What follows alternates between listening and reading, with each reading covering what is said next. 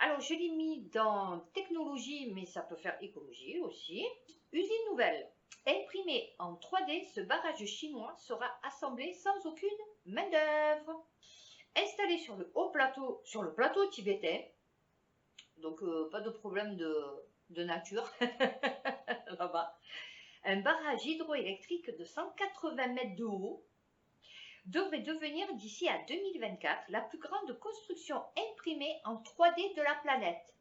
Mais ça va, les Chinois, c'est tous des cons. Hein, les Français, ouais, c'est tous des cons, les Shintok. Hein, ouais. Le chantier sera entièrement assuré par des machines pilotées par des algorithmes d'intelligence artificielle. Et nous, on en est toujours à nos problèmes avec Parcoursup. C'est pas merveilleux, la vie? Ouais. Qui arrêtera la folle course de l'impression 3D?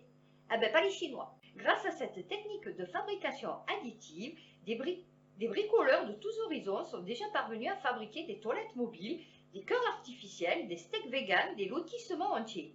Et même bientôt un barrage hydroélectrique. Érigé à Yangkou, Chine, cet ouvrage de 180 mètres de haut devrait ainsi décrocher la palme de la plus grande construction jamais imprimée en 3D.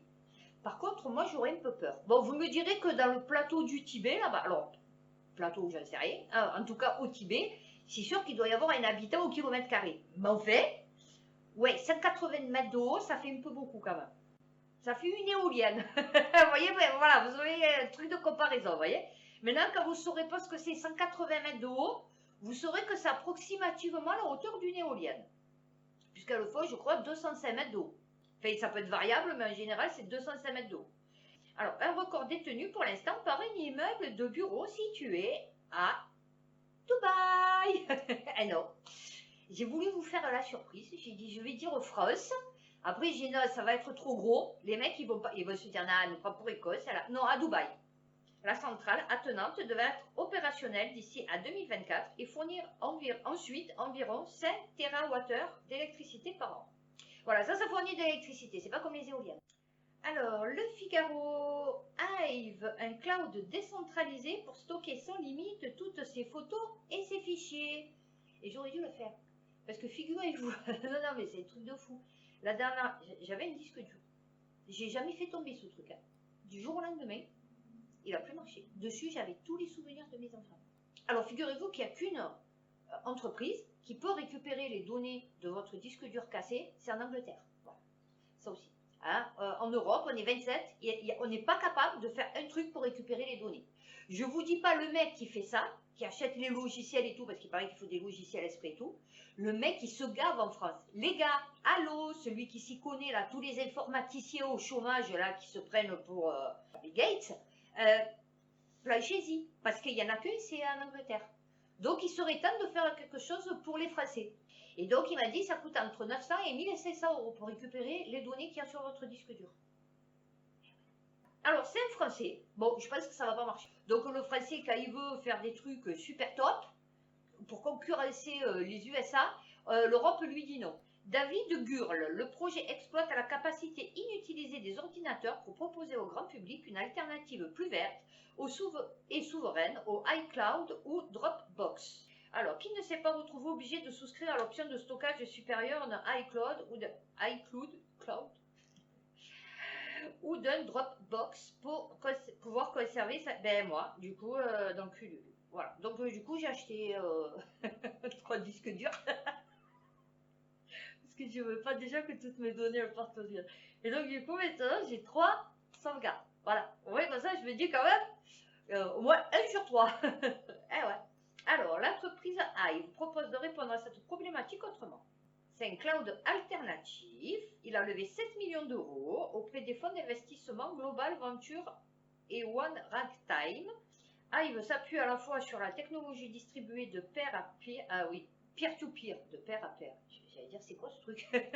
Oui, c'est peer-to-peer. Oui, comme Imul, oui, en anglais, popularisé par Napster ou Skype, qui partage la puissance de travail de réseaux d'ordinateurs décentralisés sur le chiffrement des données de bout en bout et sur la technologie blockchain, qui apporte des garanties en termes de preuve de stockage.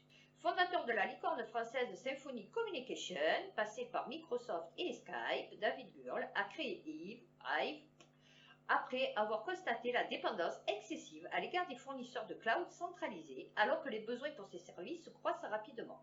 Nous avons développé notre blockchain pour amener la preuve mathématique que les données ont bien été enregistrées sur un disque dur et qu'elles continuent à l'être dans le temps, explique David Gurr, très conscient que la confiance est la brique élémentaire pour la réussite du projet. Nous avons ainsi conçu notre solution en tenant compte des impératifs de souveraineté et d'environnement qui sont devenus des préoccupations majeures pour les utilisateurs. Non. Rien à foutre. Nous utilisons les ressources existantes, ce qui permet des économies d'énergie et des coûts financiers. Ça, c'est comme ceux qui vous font des vidéos pour le réchauffement, contre du coup le réchauffement climatique, et qui vous disent de partager sur les réseaux sociaux. On est mort de rire. Eh ouais, c'est un peu paradoxal quand même. Cori, 1,02 pétabits par seconde, le record de transfert de données par fibre optique a été explosé. Alors, il nous explique. C'est 100 000 fois plus rapide. Voilà. Non, c'est pas vrai. Il y a la suite. 1 pétabit, c'est 1000 terabits. Ah ouais. Ou 10 puissance 15 bits. Ah ouais. C'est donc beaucoup. Beaucoup, beaucoup. Il a marqué. Voilà. Il a marqué, c'est donc beaucoup, beaucoup, beaucoup de bits. Et selon l'équipe responsable de l'exploit, c'est suffisant en théorie pour streamer chaque seconde 10 millions de vidéos en une résolution 8K. Voilà, et toi tu galères avec ta fibre. Tu as vu à la maison, tu dis putain j'ai des pixels sur l'écran. En gros pixels, tu vois, de 5 sur 5. Tu te dis, il y a une souris, et tu es en fibre. ouais. Je vous dis, il y a le monde réel et il y a le monde virtuel, le nôtre. Nous on vit dans un monde virtuel. Et ça c'est le monde réel. Vous voyez, ils en sont là. Alors là j'ai fini sur technologie. On va enchaîner sur écologie. Alors dedans il y a un peu de tout, hein, mais ça touche en général la nature. Logement. Des erreurs en pagaille dans les diagnostics de performance énergétique selon 60 millions de consommateurs. Et ouais, parce qu'ils font des normes, mais elles sont tellement logiques, ces normes. Et les mecs, ils sont tellement incompétents, en plus. ouais, il faut préciser. Donc, du coup, c'est le bordel. Voilà. Moi, je sais que nous, on a dû prendre pour vendre la maison, du coup, de mon père, puisqu'il était sur un étage. Donc, il y avait 2 commerces en bas, plus 3 studios et l'appartement de mon père en haut. Il a fallu qu'on prenne 2 diagnostiqueurs parce que les mètres carrés, c'était pas les mêmes. Parce que c'est important le mètre carré, vous voyez. Si le mec il se trompe de 10 mètres carrés et que c'est 3000 € le mètre carré, ouais, effectivement, ça fait quand même une différence de prix, tu vois, dans la vente et dans l'achat du coup.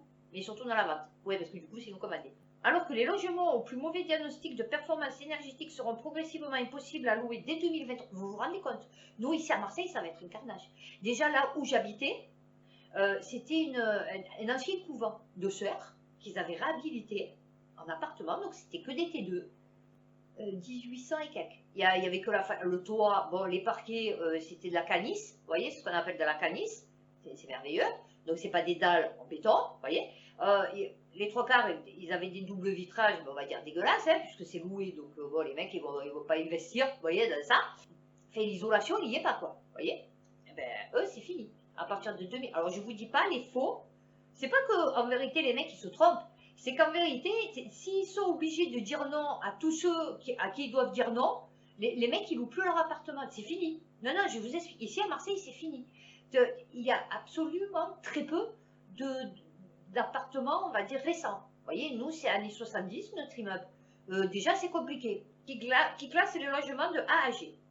Un même logement peut être évalué de façon différente en fonction du diagnostiqueur. Ah ouais, je vous ai dit. De toute façon, c'est que des bras cassés et des culs de jatte de partout. Hein. Donc, ne vous attendez pas. Limite, c'est mieux que vous le fassiez vous. Vous voyez, vous mesurez déjà à l'avance. Sans meubles, sans rien et tout. Vous mesurez. Ou alors, de toute façon, je vais vous dire, c'est simple. Hein, vous avez normalement l'acte d'achat. Hein, donc, dessus, normalement, il y a les mètres carrés. Hein, officiels. Et vous les remesurez. Mais, et après, vous faites venir un diagnostiqueur. Vous voyez, vous ne basez pas sur le diagnostiqueur. Non. Et sur la superficie en rajoutant 25 mètres carrés. Ah ouais. Ces erreurs sur la superficie, c'est embêtant. Ah oui, c'est surtout aberrant, tu vois. Parce que les mecs, quand même, ils ont un truc avec laser, tu vois. Ils pioupioutent.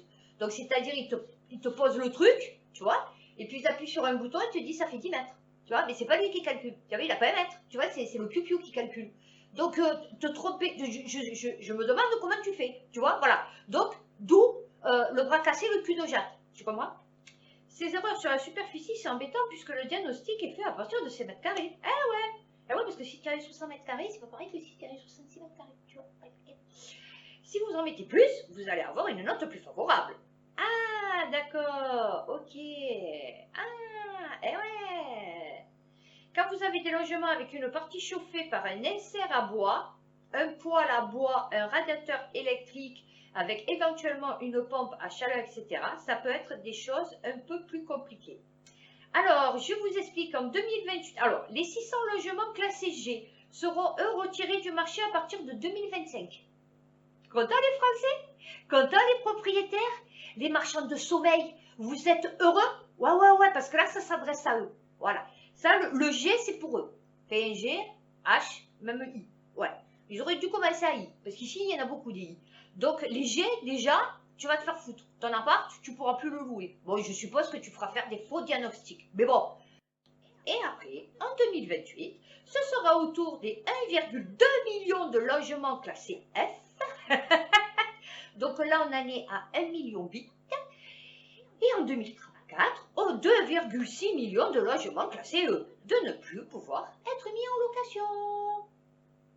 Si vous voulez les vendre, les logements F et G, vous devrez faire un audit énergétique, donc un document qui vous engage à faire des travaux. Si vous avez une très bonne note et que l'acheteur s'aperçoit après qu'elle était surévaluée, il peut y avoir des poursuites contre le vendeur et le diagnostiqueur. Oui, non, mais non, le diagnostiqueur, il aura rien. Moi, je t'explique, il va s'en prendre au vendeur, tu vois, voilà.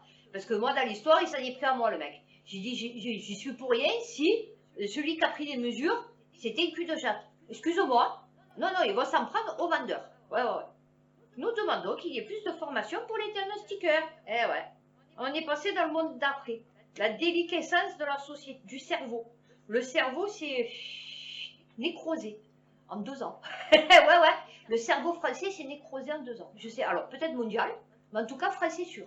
Écologie. Un village alsacien utilise la technique ancestrale des gens enterrés au Yas pour économiser l'eau de ses jardins. Eh oui, il n'a pas besoin de prendre 4 ingénieurs, tu vois, de demander des fonds, tu as vu, des fonds publics, pour inventer une machine qui utilise de l'énergie pour arroser ses plantes. Alors, un village alsacien utilise la technique ancestrale des jarres enterrés au Yas pour économiser l'eau de ses jardins. Alors ça, c'est néozone. Les Oyas sont des jarres en terre cuite que l'on remplit d'eau et que l'on enterre. Mais c'est trop simple, enfin. Pourquoi faire simple alors qu'on peut faire compliqué? Tu sais pas, les écolos, c'est des lumières. Ils vont inventer un système supersonique pour t'arroser alors que toi, tu as juste besoin de terre cuite. C'est tout. Ah ouais, tu n'as pas compris. Toi, tu es un con. Eh ouais, eux non, les écolos sont des surdoués de la sauvegarde de la planète. Eh ouais, ils comprennent tout. Les mecs, ils sont jamais sortis d'un bureau, de leur appartement, du ventre de leur mère, mais ils vont t'expliquer comment arroser un jardin. Eh ouais. Alors que toi, pauvre con, tu as juste eu de la terre cuite et que c'est ancestral. Oula, donc à éliminer. Eh oui. Parce qu'il ne faut pas faire trop... Non. Ah oui. L'orque, cher. Je vous l'avais dit. Ouais. Pour ceux qui me suivent, vous savez ce que je dis de la France et des animaux. Vous le savez. Chaque fois, je dis, ouais, mais t'inquiète, ils vont l'euthanasier, le truc. Ben voilà, il est mort. Hein, l'orque? Oui. Parce que dans les autres pays, moi je vous explique, sur l'Angleterre, le Danemark, n'importe quel, l'Italie, l'Espagne et tout, ils auraient pris, vous voyez, ils ont un bateau exprès pour essayer de, vous savez, le prendre dans une espèce de truc, vous voyez, je sais pas comment ils appellent, là, c'est un sac, le transporter, ils te l'humidifient, tu sais, tout le long du parcours et tout, et ils vont le relâcher plus loin des côtes, tu vois. Mais nous, non, en France, on a un orque qui s'est perdu dans la Seine, donc, bon, quand même assez surprenant, on va dire. On sait qu'il va mourir, parce qu'un orque, jusqu'à ce que je sache, ça vit dans les milieux marais, enfin, d'eau salée. Donc, logiquement, pas dans de l'eau douce. En plus, il avait l'air fatigué, soi-disant. Ok. Donc là, j'ai un article du 27 mai. Non, parce que je l'ai gardé parce que j'étais mort de rire. L'orque dans la Seine est affaibli, mais pas à l'agonie. On peut lui porter assistance. ouais, mais pas ici. Non, ça c'était sur la... Peut-être. La France, mais qui était sur le dos d'une autre tortue à flotter dans l'univers. C'était pas celle-là où on est là. Tu vois, c'est pas la même. Voilà, c'est dans un multivers, un autre univers. Tu vois, voilà. Donc, du coup, nous, on l'a regardé mourir. Voilà. Oh, elle meurt. Oh, tu as vu, elle meurt? Elle meurt? Ouais. Oh, je sais pas, non. Elle est morte. Oh, ben voilà. Ça, c'est la phrase. Alors, il faut avoir de l'expérience, beaucoup de doigté, c'est-à-dire que des gens qui ne connaissent pas les cétacés ne peuvent pas faire ce genre d'opération. Il ajoute qu'il faut beaucoup de patience. Oui, oui, il faut attendre qu'elle meure. Ouais, après, tu peux mieux la transporter. Elle bouge un peu moins. Tu as vu, voilà, elle est plus docile, on va dire. Oui, parce qu'elle est morte. Il ajoute qu'il faut beaucoup de patience, il faut déceler le comportement du cétacé qui est en difficulté, voir l'évolution de son comportement. Ah ouais, ben tu l'as bien vu l'évolution de son comportement, il n'en a plus. Voilà, il est mort, il a cané. Ouais. L'orque n'est pas à l'agonie. Ce mâle adulte est affaibli, il a probablement perdu quelques kilos, mais il semble avoir encore de la tonicité. Donc lui, c'est le président du groupe de recherche sur les cétacés. Donc, je ne sais pas quel est ton nom. Ah ben c'est Alexandre Gagné. Démissionne. Ouais, démissionne. Parce que quand tu feras pas de profiler de baleine, tu vois. Parce que quand tu en es à ce niveau de conneries, tu vois, de dire qu'il est super tonique, que ça va, il est costaud et tout, et puis que 15 jours après, bon déjà 15 jours c'est long, et 15 jours après il a cané, ouais, c'est plus crédible, tu vois, donc démissionne, voilà. Non, mais c'est merveilleux. Moi, ça me fait rire des trucs comme ça. Non, voilà, c'était juste pour ça. Un truc que je ne savais pas. Regardez, ouh, c'est trop bien, ça me plaît. Alors, France Bleue. Quand la Corse et le Japon étaient les îles de la soie. Mais vous vous rendez compte, je vais un peu me redresser quand même. Ouais, je voulais me mettre un petit coussin. Bon, vous vous rendez compte, on faisait de la soie. Vous vous rendez compte, maintenant, si on ferait de la soie.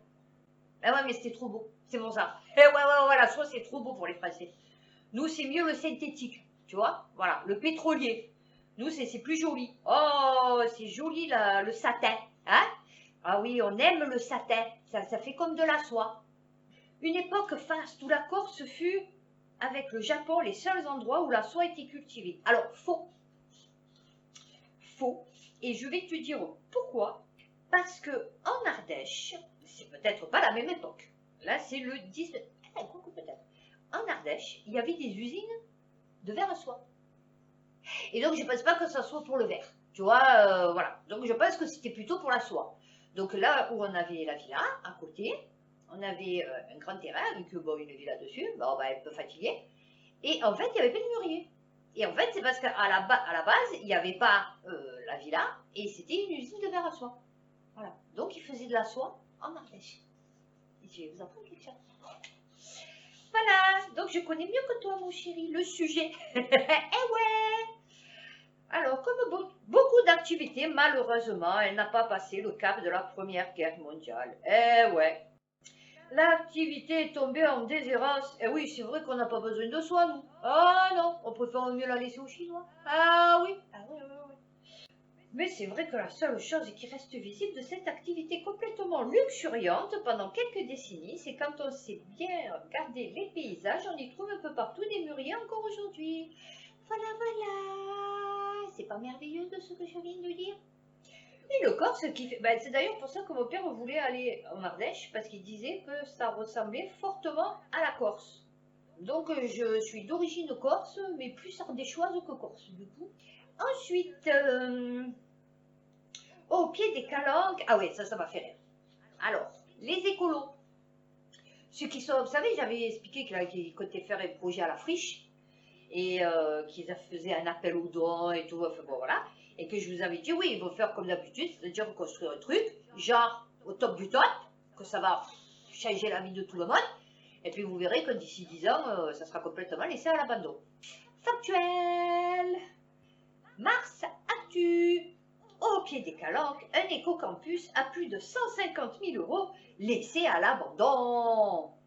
Il y a à peu près 2 ans, des parcelles de culture maraîchère ont été installées au sein du lycée Marseille Vert en partenariat avec le lycée agricole des Calanques et avec l'aide conséquente des collectivités. C'est nous qu'on a payé. Vous êtes content? Heureux? Mais aujourd'hui, le projet est à l'arrêt et les cultures dépérissent. Les élèves espéraient récolter des pêches, des poireaux, des brugnons, du raisin ou encore des kiwis. Finalement, ils ont retrouvé des champs vides où les mauvaises herbes remplaçaient les plantations. Ce site était voué à devenir un éco-campus.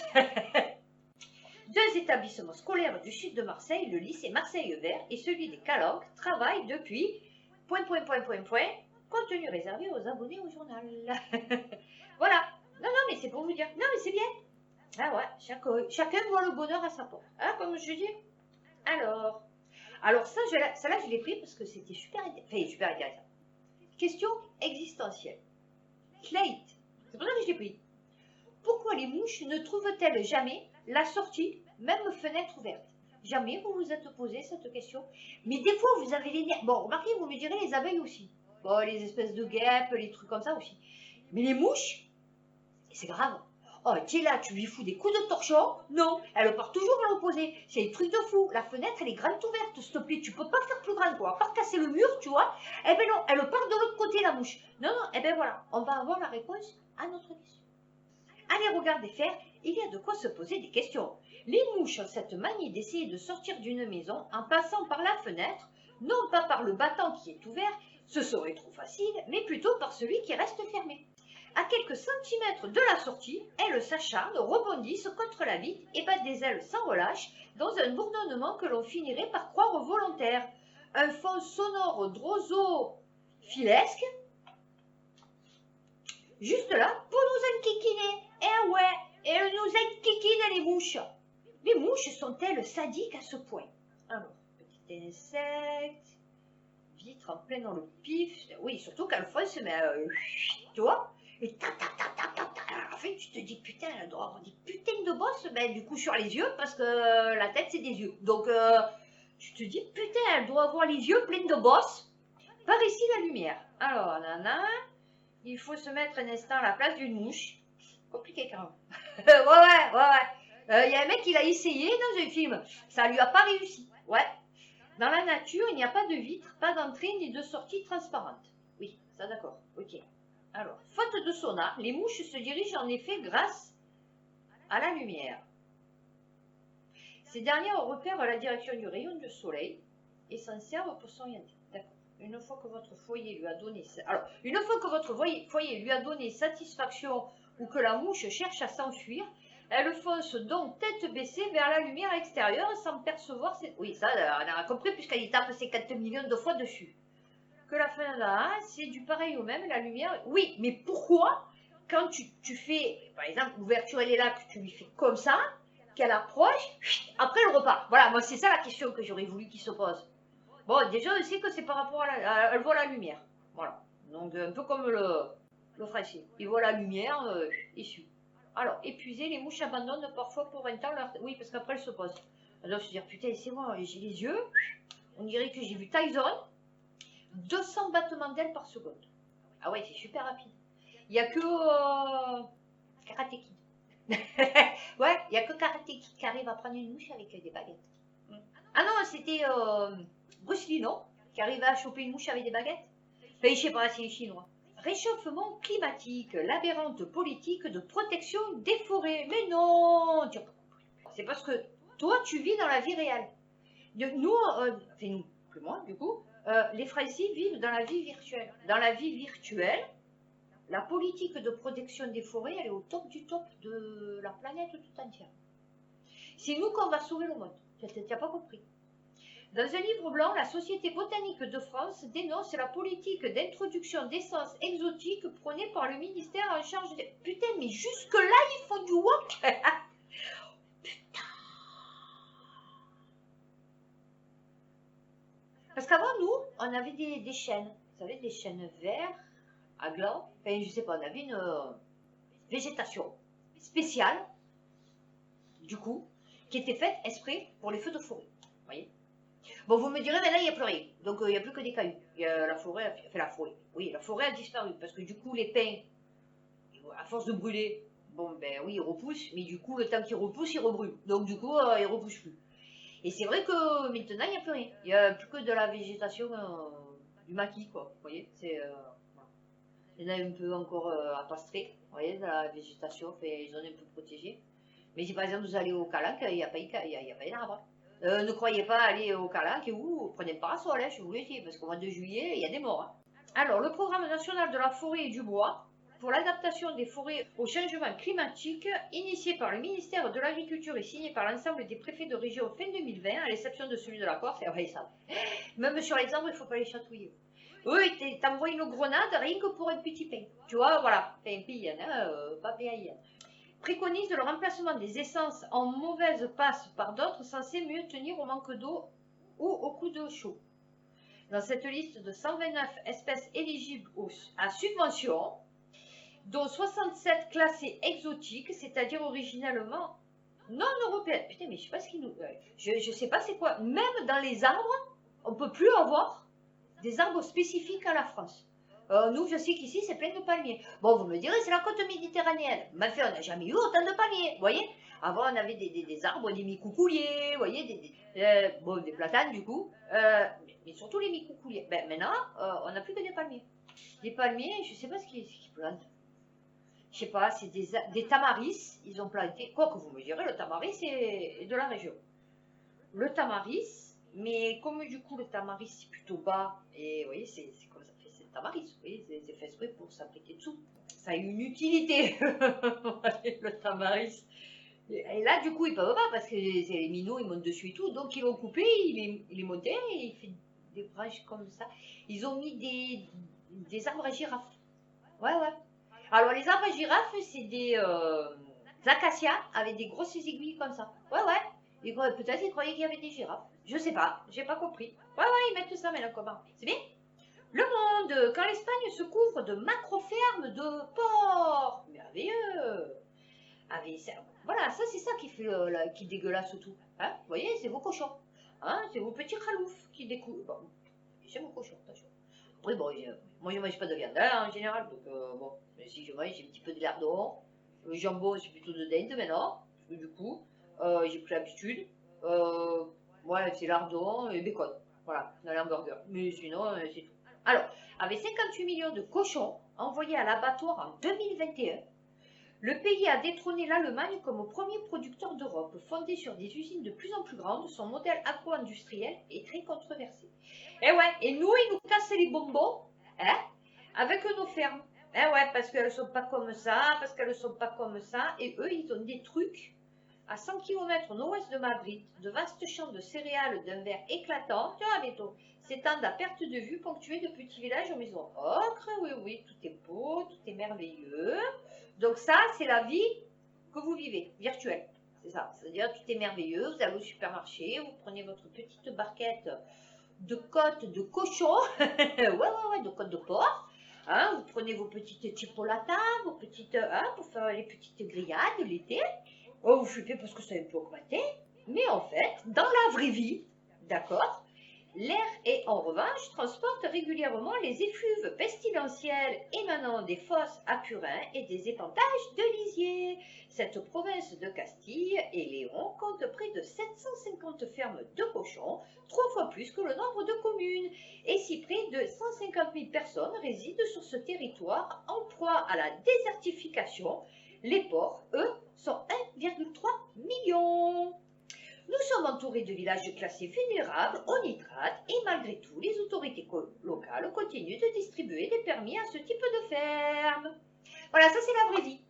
Et vous, votre vie virtuelle, c'est d'aller au supermarché et d'acheter une barquette de côte de porc. Nucléaire, alors ça c'est reporter. Les industriels sont dans le déni. Les politiques n'y connaissent rien. Oh, le pas possible. Qui c'est toi? L'ingénieur Bernard Laponche. Nucléaire inacceptable, catastrophe industrielle des EPR, la France et sa folie des grandes... Ah oui, ça, de toute façon, avec 84 ans. De la vieille école, c'est pour ça. Ingénieur polytechnicien, physicien de formation, ancien ingénieur nucléaire au commissariat à l'énergie atomique et conseiller de la ministre de l'Environnement Dominique Voynet. Il est désormais consultant international Oulalou, les conflits d'intérêts. Oulalou, pour qui tu bosses? Il est depuis les années 70 un pilier des luttes anti-nucléaires en France. Alors, comment analysez-vous le retour en grâce de la filière nucléaire par Emmanuel Macron avec la construction de 6 EPR2 à l'étude de 8 additionnels? C'est de la com. Ben ouais, de toute façon, Macron, c'est de la poudre de perlimpépé. Je le dis de partout, c'est de la poudre de perlimpépé. Donc, un accident nucléaire est possible en France. Eh ben, moi, je vais vous expliquer le truc et vous me croirez ou pas. Il ne risque pas d'y avoir un accident nucléaire en France. Après, chacun est libre de penser ce qu'il veut. Pourquoi le nucléaire ne sauvera pas le climat? Chérie, tu crois que toi, petit homme ridicule, sur cette immense planète, tu peux changer quoi que ce soit à son sort ou ça se passe comment en fait? Ouais. Vous avez un ego surdimensionné, surestimé. Ouais. Donc, tu ne changeras pas, et personne d'ailleurs ne changera le devenir de la planète. Par contre, oui, on peut empêcher de la polluer, on peut empêcher de tuer des animaux pour rien, on peut empêcher de... Oui, effectivement. Mais si elle doit se réchauffer, elle se réchauffera. Si elle doit se refroidir, elle se refroidira. Tu vois, c'est un thermostat, la planète.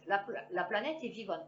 Quand vous avez de la fièvre, vous savez, ça fait chaud. Peut-être que la Terre, c'est pareil. Là, je vous dis, moi, je suis à fond avatar. C'est-à-dire, il n'y a que comme ça que je comprends le système. Donc, ce qui se m'explique, ça ne me satisfait pas. Donc, du coup, ce système me satisfait. La Terre étant une entité à part entière. Voilà, vivante. En réactivant ces centrales à charbon, l'Allemagne va être un responsable important de la dégradation du climat. Le Figaro. Mais non, les Allemands, tout ce qu'il faut, c'est bien. C'est pour notre bien, tu ne savais pas. 15 centrales à charbon, ils veulent réactiver. C'est bien, hein? Ce pays a adopté une stratégie antinucléaire, non sans le dessein de contrecarrer les intérêts français et au prix d'un désastre écologique, selon l'expert en politique énergétique Fabien Bouglet. Ah, je le connais. Fabien Bouglet. Auditionné par la commission d'enquête, et publie éolienne, la face nord de la... Ah oui, très bien. Ah oui, complotiste. Oula, Fabien Bouglet, ouh, va des rétro satanas, hein. Non, les Allemands sont super gentils, ils sont super bien avec nous.